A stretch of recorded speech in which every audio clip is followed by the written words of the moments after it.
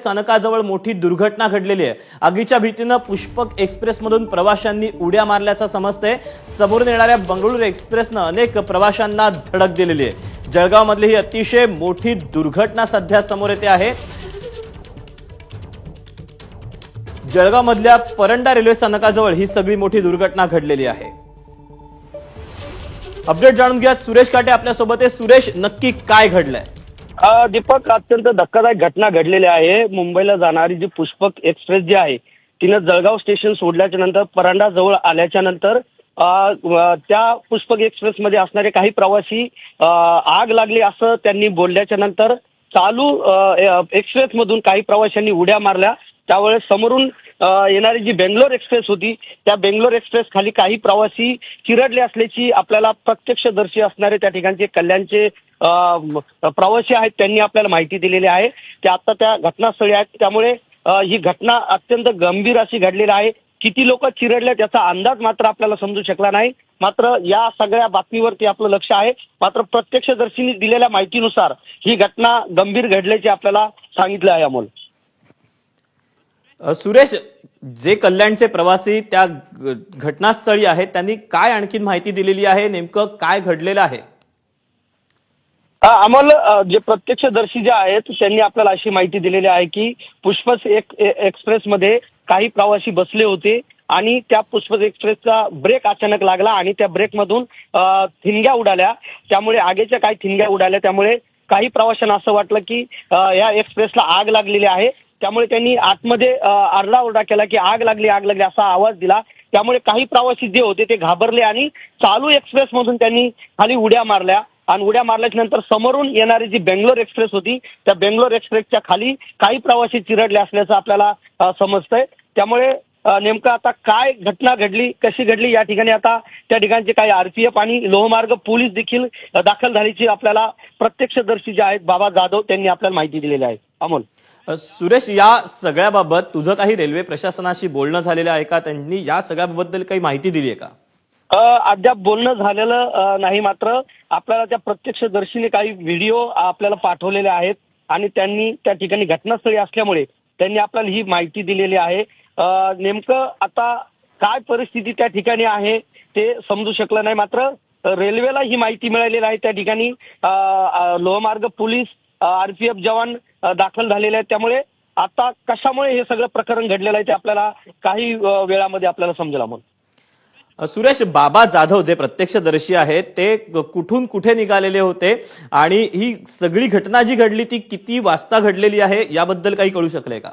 बाबा जाधव जे आहेत ते जळगाववरून मुंबईला येत होते आणि जळगाव स्टेशन सोडल्याच्या नंतर परांड्याच्या जवळ आल्याच्या नंतर गेल्या अर्ध्या तासापूर्वी म्हणजे त्यांनी माहिती आपल्याला दिलेली आहे की 30 मिनिटापूर्वी ही घटना घडलेली आहे आणि ही घटना घडल्याच्या नंतर गाडी तिथे थांबलेली आहे।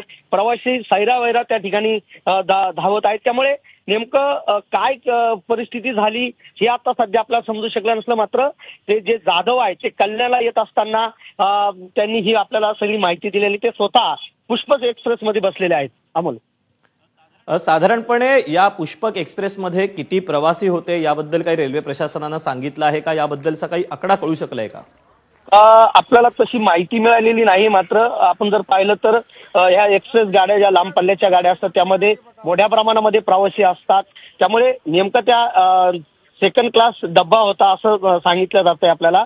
त्यामधून ह्या प्रवाशांनी उड्या मारलेल्या आहेत आणि समोर येणारी जी बेंगलोर एक्सप्रेस होती त्या बेंगलोर एक्सप्रेसच्या खाली हे प्रवासी चिरडले असल्याची माहिती आपल्याला प्रत्यक्षदर्शींनी दिलेली आहे। अमोल, ज्या वेळेला सुरेश ही जी पुष्पक एक्सप्रेस आहे ही परांडा रेल्वे स्थानकावरून निघालेली होती आणि पुढे अचानक तिचा ब्रेक लागला, म्हणजे पुष्पक एक्सप्रेस ही एका ठिकाणीच उभी होती? नाही अमोल, खरं पाहिलं तर जळगाव स्टेशन सोडल्याच्या नंतर पुष्पक एक्सप्रेस ही परांड्याजवळ आली असता तिचा अचानक ब्रेक लागल्याची माहिती आपल्याला प्रत्यक्षदर्शींनी दिलेली आहे आणि ब्रेक लागल्यानंतर त्या ब्रेकमधून काही ठिणग्या उडाल्या, आग लागल्यासारखं जाणवलं काही प्रवाशांना। त्यामुळे त्या बोगीमध्ये बसलेले काही प्रवासी जे होते त्यांनी आग लागली असा आवाज केल्यानंतर आजूबाजूला बसणारे जे प्रवासी आहेत त्यांनी भीतीने एक्सप्रेसला आग लागली या भीतीने त्यांनी चालू एक्सप्रेसमधून उड्या मारल्या आणि उड्या मारल्याच्या नंतर समोरून येणारी जी बेंगलोर एक्सप्रेस होती ती अचानक समोरून आली होती। काही याचं माहिती नव्हतं। मात्र जीव वाचवण्यासाठी काही प्रवाशांनी पुष्पक एक्सप्रेसमधून चालू गाडीमधून उडी मारली आणि बेंगलोर एक्सप्रेस खाली आलेले आहेत ते, आणि त्यामध्ये ते चिरडले असल्याची माहिती आपल्याला आता सध्या प्रत्यक्षदर्शींनी दिलेली आहे. अमोल, सुरेश, तू राहाच आपल्यासोबत जळगावचे पालकमंत्री गुलाबराव पाटील आहेत. पाटील साहेब, जळगावमध्ये ही अत्यंत दुर्घटना घडल्याचं समजतंय. आपल्यापर्यंत काय नेमकी माहिती पोहोचलेली आहे? मरपरदाडे ते मायजीच्या मध्ये गाव आहे, त्या ठिकाणी ही घटना घडल्याची प्राथमिक माहिती मिळालेली आहे. 5 ते 6 जणांना या ठिकाणी इजा झाल्याची माहिती या ठिकाणी प्राथमिक मिळते. आताच कलेक्टरांशी बोलल्याप्रमाणे प्रांत अधिकारी आता 5-10 मिनिटांमध्ये तिथे पोहोचणार आहे. पण या एक्सप्रेस समोर जी धडक झाल्याचं या ठिकाणी प्राथमिक माहिती आहे. जोपर्यंत प्राथमिक दर्शनी तिथे कोणी पोहोचत नाही तोपर्यंत ही घटना कशी घडली हे सांगता येणार नाही. कोणी सांगताय की आग लागून, पण माझ्या माहितीप्रमाणे ही गाडी उभी होती असं कलेक्टरांचं म्हणणं आहे आणि हे क्रॉस करत होते असं म्हणणं आहे. पण अजूनही ते सत्य मानावं असं नाहीये. घटनास्थळी गेल्यानंतर लक्षात येणार आहे. जसजशी 15-20 मिनिटांमध्ये माहिती मिळेल मी आपल्याला लगेच कळवेल. मात्र पाटील साहेब, साधारणपणे अनेक लोकांनी या ठिकाणी उड्या मारल्याचं समजतंय. हा नेमका आकडा किती आहे कळू शकलेला आहे का? उड्या मारल्याचं तर मला त्यांनी या ठिकाणी सांगितलेलं नाही. त्यांचं असं म्हणणं होतं की ही गाडी उभी होती आणि हे काही लोक रेल्वे पटरी क्रॉस करतो त्यांचं म्हणणं आहे. अजून ते पक्कं आहे असं मी, जोपर्यंत ही प्राथमिक दर्शनी कळत नाही तोपर्यंत लक्षात येत नाही. कलेक्टरही 10 मिनिटात पोहोचताय आणि प्रांतही 10-15 मिनिटांमध्ये ते पोहोचताय. या सगळ्याबाबत रेल्वे प्रशासनाशी तुमचं काही बोलणं झालेलं आहे का? त्यांच्याकडनं काही माहिती कळू शकली? टीव्हीवरून पाहिल्यानंतर ते मला माहित पडलंय, कारण की ही घटना घडून फक्त 15-20-25 मिनिटं झालेली आहेत. त्यामुळे प्राथमिक माहिती आल्यानंतर लगेच आपल्याला कळवतो. आपणही जळगावमध्येच आहात, या घटनास्थळी जाणार आहात? मुंबईत आहे. बर,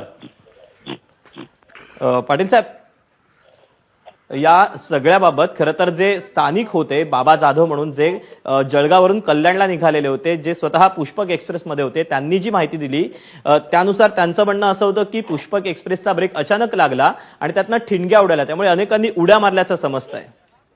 तोपर्यंत आता आपणही तिथे नाही आहे, तुम्ही पण नाही आणि मी पण नाही आहे. त्या व्यक्तीने सांगितलं, पण आता प्रशासनाची लोक पोहोचतायत 15-20 मिनिटांमध्ये, सगळं समजून जाईल आपल्याला तिथं. पाटील साहेब, धन्यवाद आपल्या सविस्तर प्रतिक्रियेबद्दल आणि माहितीबद्दल. तेव्हा 10 ते 15 मिनिटांमध्ये, आणि जे स्वतः या पुष्पक एक्सप्रेसमधून प्रवास करतायत ते प्रत्यक्षदर्शी बाबा जाधव